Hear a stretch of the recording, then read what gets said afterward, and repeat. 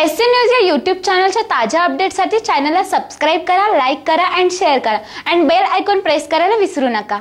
Corona काळात प्रशासनाच्या वतीने विविध उपाययोजना करण्यात येणाऱ्या सिन्नरच्या तहसील कार्यालयातच कोरोनाचा शिरकाव झाला असून येथील शिपायासह अधिकाऱ्याला कोरोनाची लागण झाल्याने खबरदारी भरून संपूर्ण तहसील कार्यालय बंद करून कार्यालयात जंतुनाशक फवारणी करण्यात आली आहे। तहसील मधील सेतू कार्यालय देखील बंद करण्यात आले आहे। कोरोनाच्या संकटसमयी विविध निर्णय उपाययोजना राबवण्यासाठी सिन्नर तहसील कार्यालय नेहमी उघडे असायचे। या ठिकाणी विविध कामकाजासाठी नागरिकांची वर्दळही असायची। विविध क्षेत्रातील अधिकारी वर्गाची बैठक या ठिकाणी होत होती। एका पाठोपाठ एक धाडसी निर्णय देखील याच कार्यालयातून घेण्यात येत होते। मात्र येथील शिपाईला कोरोनाची लक्षणे आढळून आल्याने कोरोना या विषाणूने सिन्नर तहसील कार्यालयात शिरकाव केलाय। संबंधिताच्या संपर्कातील अनेक जण हे हाय रिस्क असून त्यांचीही तपासणी करण्यात येत असल्याने तात्काळ खबरदारी म्हणून संपूर्ण कार्यालय निर्जंतुकीकरण करण्यात आले। नागरिकांनी देखील काळजी म्हणून तहसील कार्यालयात जाणे काही काळ टाळावे। 1 सप्टेंबर पासून सुरू झालेले सेतू कार्यालय देखील यामुळे बंद असण्याची शक्यता वर्तवली जात आहे। एससी न्यूज साठी अक्षय गायकवाड।